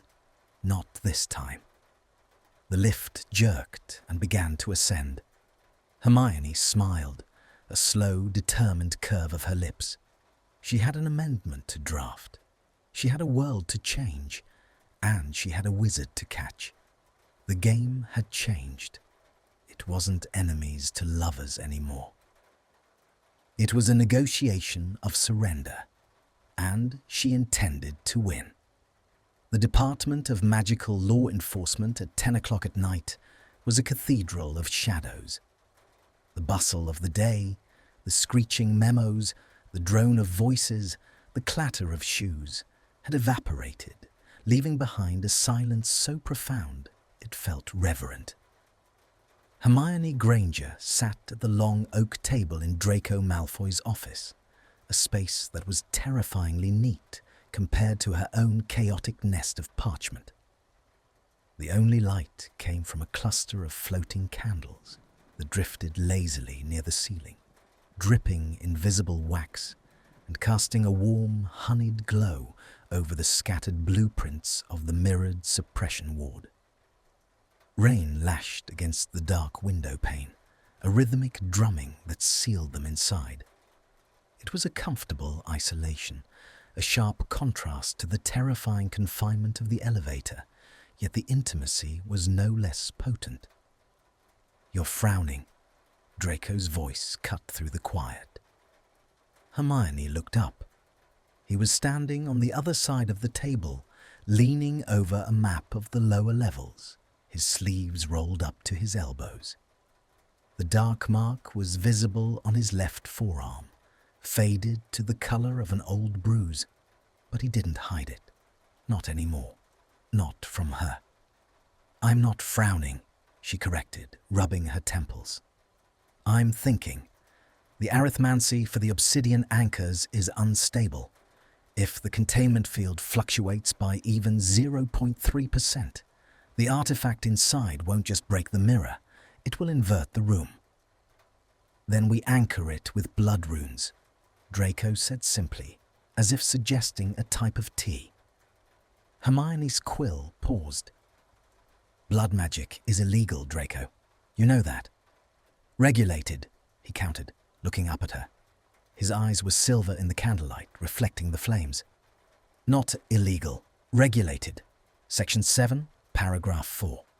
In cases of high volatility containment, a bonded agent may offer a somatic component to stabilize the ward." He walked around the table. The movement was slow, predatory, and graceful. He stopped beside her chair, close enough that she could smell the scent that was becoming her favorite smell in the world: expensive cedarwood, ink, and the ozone of powerful magic. "I would offer the blood," he said quietly. "My blood has an affinity for curses. It knows how to talk to them." Hermione stared at his arm. She thought of the history written in his veins, the pureblood mania, the dark rituals, the war. And here he was, offering to use that very legacy to build a cage for the darkness, to keep people safe. "You do that?" she whispered. "It weakens you. Somatic binding drains the caster's core." "I have reserves," he murmured, his gaze dropping to her mouth for a fraction of a second, before snapping back to her eyes. "And besides, I have a vested interest in this project succeeding." "Because of the tea set," she teased, though her voice was breathless. "Because of the partner," he replied. The air in the room suddenly felt very thin. Hermione's heart hammered a frantic rhythm against her ribs. He hadn't stepped back. If anything, he was leaning closer, one hand resting on the back of her chair, effectively boxing her in. "You said something earlier," she began, her voice steady despite the tremor in her hands. "In the corridor, before you ran away." Draco stiffened. The mask threatened to slide back into place, the bored aristocratic indifference, but he was too tired, and they were too deep in this strange new territory. He sighed, a sound of surrender, and ran a hand through his hair. "I say a lot of things, Granger, usually to annoy you. You said mine." The word hung between them, heavy and absolute. Draco looked away, staring at the rain streaming down the black glass. His jaw worked. "I was agitated. The adrenaline from the meeting. It makes one possessive." "Don't lie to me," she said softly. She turned in her chair, facing him fully. "Not here. Not now. We promised. In the lift. No more dry retelling of events. No more hiding." He looked back at her, and the raw vulnerability in his expression took her breath away. He looked like a man standing on the edge of a cliff, calculating the fall. "You are a Gryffindor," he said, his voice low and rough. "You see a fire, and you want to touch it. You want to understand it. You don't realize that some fires don't just warm you, Hermione. They consume. I'm not afraid of burning, she countered, standing up. She was close to him now, inches. She had to tilt her head back to look him in the eye. The height difference, usually negligible in their seated debates, felt significant now. He loomed over her, not with menace, but with a protective, overwhelming intensity. You should be, he whispered. You have a future. You have brightness. I am a walking ghost story. If I claim you, if I let myself have this, the world will not be kind to you. They will say I bewitched you. They will say you lost your mind. Let them talk, Hermione said fiercely. She reached out, her hand hovering over his forearm, over the mark. She didn't touch it, but the intent was there. I have spent my entire life being what everyone else needed me to be. The brain, the hero, the moral compass. Maybe I don't want to be safe, Draco. Maybe I want to be seen. Draco let out a sound that was half groan, half laugh. He reached out and captured her hand, his fingers cool and strong around her wrist. He didn't pull her closer, but he held her there, anchored. I see you, he rasped. I see the way you organize your quill nibs when you're anxious. I see the way you hold your breath when you're doing complex math. I see the way you look at me when you think I'm not paying attention. He stepped closer, invading her personal space until his thighs brushed against her robes. And God help me, he continued, his voice dropping to a velvety murmur that vibrated in her bones. I see the way you fit in my elevator. Hermione felt a flush rise from her chest to her hairline. The memory of the night before, the cold, the jacket, the near kiss, rushed back with the force of a tidal wave. Draco, she breathed.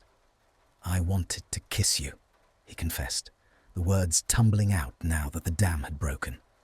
In the dark, I wanted to kiss you so badly I forgot my own name. And then the lights came on, and I remembered who I was, and who you are. Who am I? She challenged, her eyes searching his. You are the one thing I cannot afford to break. He released her wrist, stepping back as if the physical contact was physically painful for him. He turned to the table, his hands gripping the edge of the oak until his knuckles turned white. We should finish the draft, he said, his voice strained. The minister expects the final proposal by morning. Hermione stood there, reeling. Her skin tingled where he had held her. Her heart was racing. But beneath the desire, there was a surge of determination. He was pulling away again. He was retreating into his self-imposed exile, believing he was doing her a favor. She walked over to the side table where a crystal decanter of fire whiskey sat. She poured 2 glasses. The amber liquid glowed in the candlelight. She slid 1 glass across the table to him. Drink, she ordered. Draco looked at the glass, then at her. A flicker of amusement warred with the torture in his eyes. Trying to get me drunk, Granger. That's a low tactic. I'm trying to get you to relax, she said, taking a sip of her own. The liquid burned pleasantly down her throat, settling as a warm weight in her stomach. We have the arithmancy. The obsidian anchors will hold. The blood rune. We can discuss it, but right now the work is done. Draco hesitated, then picked up the glass. He downed it in one smooth swallow, grimacing slightly as the burn hit him.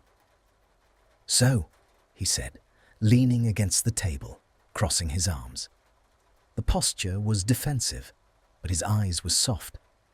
What now? Do we shake hands and go our separate ways? Is that what you want? It's what I should want. That wasn't the question. Draco stared at her. The silence stretched, filled only by the rain and the soft sputtering of the candles. He looked at the empty glass, then back at her. No, he said finally. It is not what I want. He pushed off the table, moving towards his coat rack. He grabbed his black wool coat, the same one he had wrapped around her the night before. He held it for a moment, his fingers brushing the fabric before throwing it over his arm. Come on, he said abruptly. I'm walking you out. It's late and the atrium is deserted. I can walk myself, Hermione said, though she was already gathering her bag. I know you can, but I'm not letting you. There was that word again. Letting. Implicit ownership. Protective. Possessive. They left the office, extinguishing the candles with a wave of Draco's wand. The corridor was plunged into shadow, lit only by the faint sconces on the walls. They walked in silence, but it was a companionable silence now.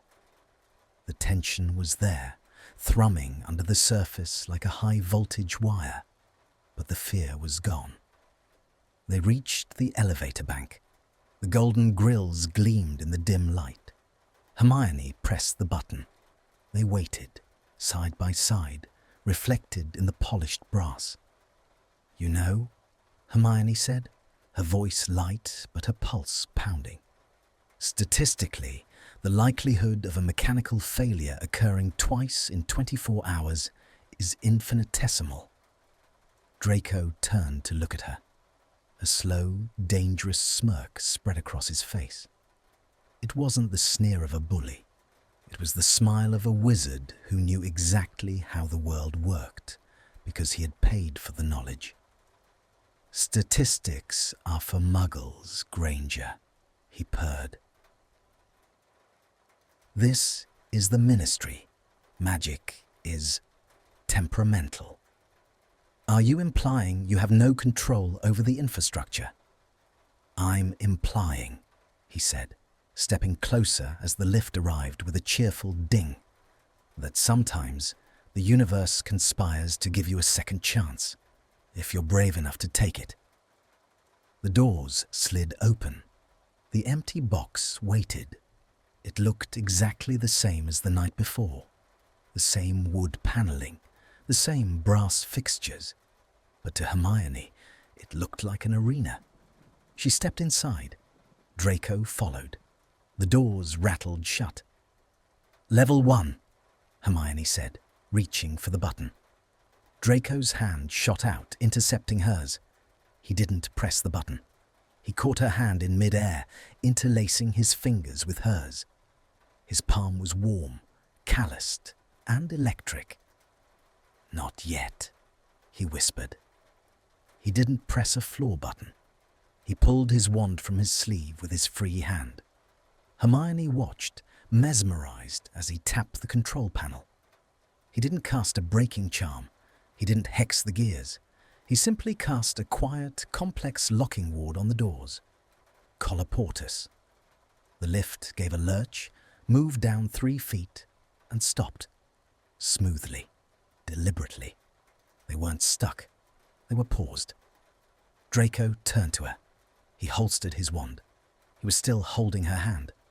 The lights were still on this time, bright, unflinching, revealing everything. There were no shadows to hide in, no darkness to blame. You said you weren't afraid of burning, Draco said, his voice a low rumble that seemed to vibrate through the floorboards.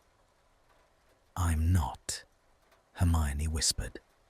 Her breath hitched. She could feel the pulse in his wrist against her palm. Prove it, he challenged. He let go of her hand and took a step back, leaning against the wall, watching her. He was giving her the choice. He had stopped the world for her, but he wouldn't cross the last inch. He needed her to be the one to bridge the gap between enemy and lover, between the past and the future. Hermione looked at him. The grey eyes, the sharp features, the man who had challenged her, infuriated her, and understood her better than anyone else. She didn't hesitate. She dropped her bag to the floor. The sound was a dull thud in the quiet space. "You talk too much, Malfoy," she said, and she took the step. The thud of Hermione's bag hitting the floor was the only sound in the universe. It was a heavy, dull note that signaled the end of the prelude and the beginning of the collision. Draco Malfoy stood with his back against the brass control panel, his chest rising and falling in a rhythm that betrayed his composed mask. He had stopped the world for her. He had suspended gravity, locked the doors, and created a pocket dimension of bright, unforgiving light. He had thrown down the gauntlet, challenging her to cross the line he was too terrified to cross himself. Hermione didn't just cross the line, she obliterated it.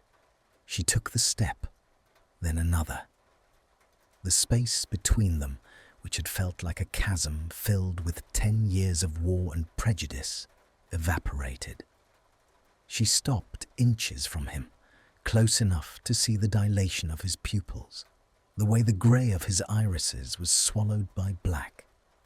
She saw the pulse hammering in the hollow of his throat, a frantic hummingbird beat that matched her own. "You talk too much," she had said. And before Draco could formulate a retort, before he could construct another wall of sarcasm or self-deprecation, she reached up. Her hands, usually so steady when gripping a wand or a quill, were trembling as they found purchase on the lapels of his coat. She didn't pull him down. She anchored herself to him. She rose on her tiptoes. Draco let out a sound, a fractured, strangled inhale, as she pressed her mouth to his. It wasn't a tentative exploration. It wasn't the soft, hesitant brushing of lips that happens in fairy tales. It was a collision. It was the sudden, violent release of a dam that had been holding back a decade of floodwaters. It was desperate, unpolished, and overwhelmingly real. For a heartbeat, Draco froze. His arms hung at his sides, his brain short-circuiting as the reality of Hermione Granger, kissing him, overrode every survival instinct he possessed. She tasted of peppermint and coffee, a sharp, clean taste that cut through the stale air of the lift. Her lips were soft, but her intent was fierce. She was kissing him with the same stubborn, relentless intensity she applied to saving the world. Then the shock broke. Draco moved. His restraint shattered like glass. He didn't just respond. He devoured. His hands flew up, not to push her away, but to pull her in. One arm wound tight around her waist, crushing the fabric of her robes, hauling her body flush against his, until there was not even a sliver of air between them. The other hand tangled into the hair at the nape of her neck, his fingers gripping the curls, tilting her head back to deepen the angle. He kissed her like a man who had been holding his breath for years and had finally found oxygen. It was messy and heated and perfect. Hermione gasped against his mouth, and he swallowed the sound, groaning low in his throat. The intellectual rivalry, the bickering, the political maneuvering, it all transmuted into this: friction and heat. The enemy's part of their history didn't disappear. It fueled the fire. It gave the kiss an edge, a sharpness. They were wrestling for control even now, their mouths moving against each other in a rhythm that was half battle, half worship. Hermione felt the cold brass of the elevator wall against her back as Draco turned them, pressing her into the corner. He was heavy, solid, encompassing. The smell of him, cedar, rain, and that distinct metallic tang of magic flooded her senses. She felt his heart pounding against her chest, a wild, erratic rhythm that told her everything he wouldn't say. He wasn't indifferent. He wasn't calm. He was burning alive. Hermione! He breathed against her lips, breaking the kiss for a fraction of a second, just to say her name, to taste it. "Don't stop," she whispered, her hands sliding up his chest to wrap around his neck, her fingers grazing the sensitive skin behind his ears. "I can't," he admitted, his voice ragged. "I can't stop." He kissed her again, slower this time, but with a terrifying depth. His tongue swept into her mouth, tasting her, claiming her. It was possessive. It was an acknowledgement of the mine he had let slip earlier. He kissed her jaw, the sensitive spot beneath her ear, the column of her throat. His hands were everywhere, mapping the curve of her spine, the sharpness of her hip, the tension in her shoulders. Hermione's head fell back, hitting the wood paneling with a soft thud, but she didn't feel it. She felt only him. She felt the rough texture of his coat against her palms, the smoothness of his hair as she ran her fingers through it, ruining the immaculate style. She felt the way his body shuddered when she arched into him. This was the Draco Malfoy no one else saw. The man beneath the mark, beneath the name. He was starving for touch, for connection, for absolution, and he was finding it in her. It was terrifying. It was exhilarating. Draco pulled back, just an inch, his forehead resting against hers. His eyes were closed, his lashes casting long shadows on his flushed cheekbones. His breathing was harsh, ragged gasps that filled the small space. "You have no idea," he rasped, his voice sounding wrecked, "what you've just done." Hermione opened her eyes. The world was spinning, the bright lights of the lift blurring into streaks of gold. "I think I do." "No." Draco shook his head slightly, his eyes opening to lock onto hers. The grey was tumultuous, a storm sea. "You've ruined me, Granger. I was managing. I was existing. I had my boxes and I had my locks. And you just walked through the wall." "Good," she said fiercely, reaching up to trace the line of his lower lip with her thumb. It was swollen, red. "You needed to be ruined. The boxes were suffocating you." Draco let out a laugh that was devoid of humour, breathless and incredulous. He caught her hand, pressing a kiss to her palm, then to her wrist, right over her pulse point. "I am going to be possessive," he warned, his voice dropping to a low, dangerous rumble. "I am going to be jealous. I am going to be difficult. I am a Malfoy, and we do not share what we consider ours." "I can handle difficult," Hermione replied, a small, triumphant smile curving her lips. "I've been handling you for 6 months. I haven't run yet." "Give it time," he muttered, but he leaned back in, unable to stay away. He kissed the corner of her mouth, tenderly this time, a stark contrast to the earlier frenzy. "But God, Hermione, if you stay, I will give you everything. The library, the manor, the world. I'll burn it all down if you ask." "I don't want you to burn it down," she whispered, pulling him closer, resting her cheek against his chest. She could hear his heartbeat slowing, settling into a strong, steady rhythm. "I want you to help me build something new, like the amendment, like the mirrors." Draco wrapped his arms around her, burying his face in her hair. He held her tight, as if he expected the floor to drop out from under them, which, given the mechanical state of the lift, was a distinct possibility. "Building," he murmured into her curls. "I can do building, as long as I don't have to do it alone." They stood there for a long time, suspended between floors, wrapped in each other. The bright lights hummed overhead, no longer harsh but illuminating. There were no shadows left to hide in. He saw her, messy hair, swollen lips, robes askew, and she saw him, undone, vulnerable, openly in love.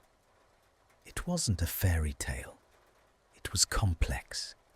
It was messy. It was a Gryffindor and a Slytherin in a broken elevator, but it was real. "Draco?" Hermione asked after a while, her voice muffled against his coat. "Hmm? We have to go. The night watchman does his rounds in 20 minutes. Draco sighed, a long, tragic sound of a man being forced to return to reality. He pulled back, keeping his hands on her waist. He looked down at her, his expression serious, intense. "If I restart this lift," he said, "we go back to the world. We go back to Nott and the Prophet and your friends who will undoubtedly want to hex me."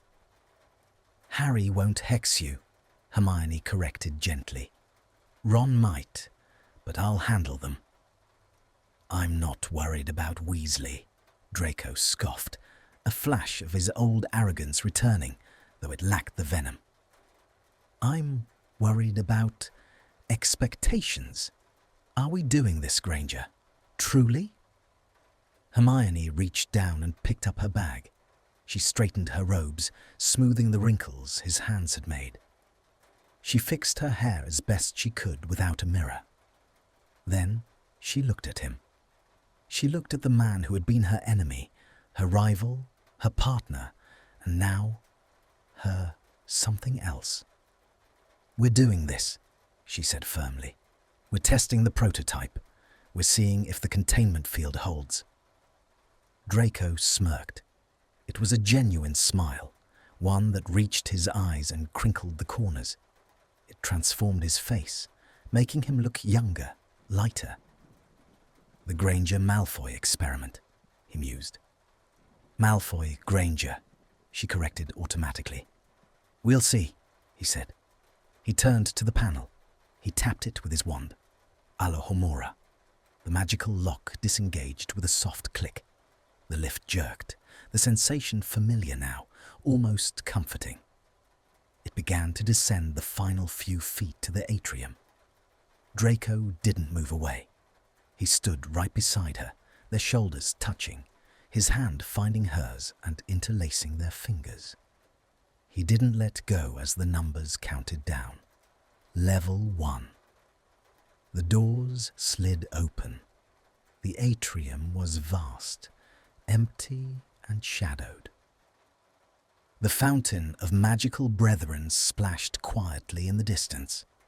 The golden statues looked on, impassive. They stepped out together. Draco squeezed her hand once, hard, a silent promise, before releasing it. They had to maintain decorum. They had to be professional. But the electricity between them was still there, an invisible tether connecting them. "I'll see you tomorrow," Draco said.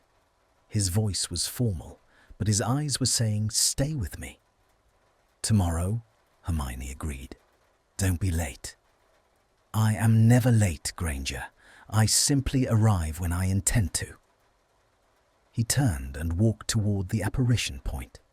His stride was different tonight. There was no hesitation, no weight on his shoulders. He walked like a man who had just won a war he didn't know he was fighting. Hermione watched him go, a smile touching her lips. She touched her mouth again, feeling the ghost of his kiss. She turned toward the fireplaces. She was exhausted. Her arithmancy was a mess. Her life was about to become incredibly complicated. She couldn't wait. As she threw the Floo powder into the grate and green flames roared to life, she thought about the elevator. She thought about the suspension of gravity. They had been stuck. They had been trapped.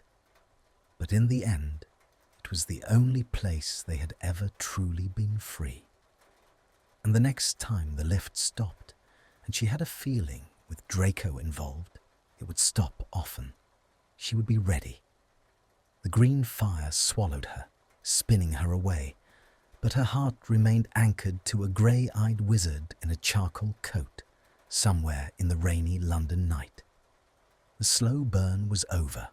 The fire had caught, and it was going to be magnificent. The ratification of the Malfoy-Granger Amendment to the Magical Artifacts Preservation Act did not happen with a bang. There were no fireworks, no confetti cannons, and certainly no applause from the wizened members of the Wizengamot. It happened with the dull, bureaucratic thud of a goblin-wrought stamp hitting a piece of parchment at 4:15 p.m. on a Tuesday.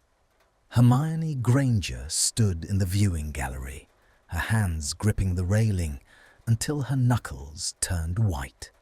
Below, in the circular chamber, the Minister for Magic nodded. The scribes scratched a final note, and the heavy oak doors were unsealed. It was done. The cage for the darkness had been built. She let out a breath she felt she had been holding for 3 days. Beside her, leaning against a stone pillar with an air of practiced nonchalance that fooled absolutely no one who knew him, was Draco Malfoy. "Underwhelming, isn't it?" he drawled, though his voice lacked its usual bite. It was lower, pitched for her ears only, vibrating with a quiet satisfaction. One expects at least a minor explosion or a cursed quill incident to mark the occasion. "It's perfect," Hermione whispered, not looking at him, though she could feel the heat of his gaze on the side of her face. "It means we won, Draco. Logic won. We won because you threatened to bury Nott in paperwork if he dissented," Draco corrected, shifting slightly so his shoulder brushed hers. A terrifying display of Gryffindor aggression. I was almost impressed. Almost? I am a Malfoy. We are hard to impress. We have high standards. Hermione turned to him then. The gallery was clearing out, the purple-robed wizards shuffling toward the exits, grumbling about dinner plans. For a moment, they were an island in the stream of people, two motionless figures in a sea of motion. She looked at him, really looked at him.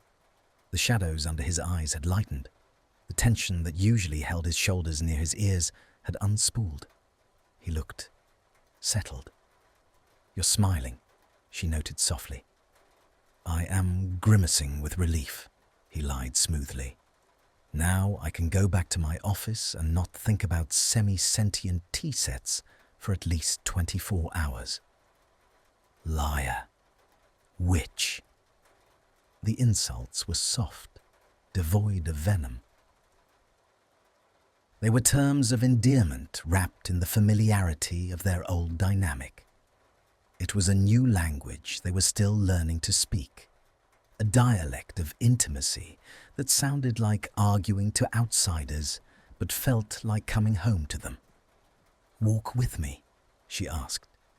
"Always," he replied. They fell into step together, leaving the gallery and entering the long, torchlit corridor of level 2. They didn't hold hands. Not here, where prying eyes and Rita Skeeter's quick quotes quill might be lurking behind a tapestry. But the space between them was charged. It was a magnetic field, thick and palpable. When they turned a corner, his hand would graze the small of her back to guide her. When she laughed at his dry commentary on a passing wizard's hat, he would lean in, drawn to the sound. They were orbiting a shared secret. The past 3 days had been a blur of work, caffeine, and stolen glances. They hadn't talked about the elevator. They hadn't talked about the kiss. They had simply worked side by side, moving in a synchronized rhythm that terrified Hermione as much as it thrilled her. It felt fragile, like a bubble that might pop if they acknowledged it too loudly. But now the work was done. The excuse was gone. They reached the elevator bank. It was peak departure time. A crowd of ministry employees waited, chatting about Quidditch and the weather. Hermione felt a pang of disappointment. She had wanted, she wasn't sure what, a moment, a quiet space to ask, "What now?" The golden grills opened. The crowd surged forward. Draco didn't move. He stood by the wall, checking his pocket watch, looking bored. Hermione hesitated, then stepped back from the crowd, letting the lift fill up without them. "Waiting for a friend?" Draco asked, not looking up from his watch. "Waiting for a better option," she replied, her heart starting to beat a little faster. The lift doors closed, swallowing the crowd. The corridor was empty again. Draco snapped his watch shut. He turned to her, and the boredom vanished instantly, replaced by that intense, grey-eyed focus that made her knees feel like water. "Wise choice," he murmured. "The ventilation in that carriage is appalling, and I have it on good authority that Perkins from accounting had garlic for lunch." He pressed the button. A second lift arrived immediately. It was empty. It was one of the older ones. Brass fittings, wood panelling, the faint smell of ozone and floor wax. Their lift. They stepped inside. The doors rattled shut, sealing them in. Hermione reached for the button for the atrium. Draco's hand covered hers. He didn't press a button. He didn't cast a spell. He simply held her hand against the cool metal of the panel, his fingers interlacing with hers, his thumb stroking the sensitive skin of her wrist. "Gravity," he whispered. "What about it?" Hermione breathed, looking up at him. "It's suspended." He flicked his wand with his free hand. The lift gave a familiar, shuddering lurch and stopped dead between floors. The silence that followed was absolute.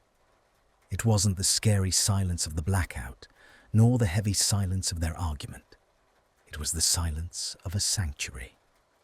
Draco turned her gently, pressing her back against the wall, not with the desperation of the other night, but with a slow, deliberate confidence. He boxed her in with his arms, resting his hands on the paneling on either side of her head. "You realize," Hermione said, her voice trembling with a mixture of amusement and desire, "that this is technically misuse of ministry property. I could report you." "You could," Draco agreed, leaning down until his nose brushed hers. "But then you'd have to explain why you let me do it. Twice." "3 times," she corrected, "if you count the time I wanted you to do it yesterday." Draco froze. He pulled back slightly to look at her, his eyes widening. "You wanted me to trap us yesterday?" "I wanted 5 minutes," she admitted, her hands coming up to rest on his chest, feeling the steady, strong beat of his heart through his robes. Nott was shouting, and the memos were flying, and I wanted the quiet. I wanted you. Draco let out a low groan, a sound of pure defeat. "Granger, you are dangerous. You destroy my defenses with terrifying efficiency." "I'm efficient," she smiled. "It's why you like me." "I tolerate you," he teased, leaning in again. "I tolerate your obsession with rules, your terrible taste in casual wear, and your inability to leave a problem unsolved." And, he whispered against her lips, "I am completely, irrevocably in love with you." The world stopped.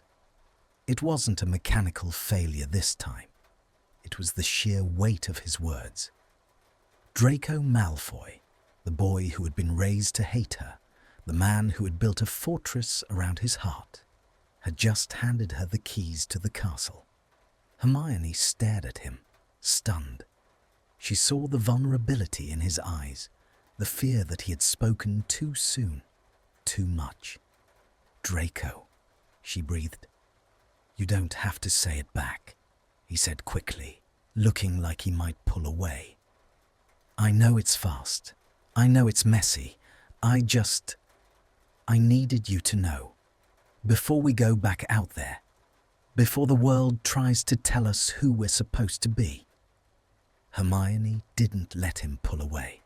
She grabbed the lapels of his robes and yanked him down, crashing her lips against his. This wasn't the hungry, desperate kiss of the blackout. This was a promise. It was slow, deep, and devastatingly tender. It tasted of relief. It tasted of a future that hadn't existed a week ago. She kissed him until they were both breathless, until the air in the lift felt thin and hot. She kissed him until she felt the last remnants of his armor dissolve under her hands. "I love you," she whispered against his mouth. "You idiot. I love you."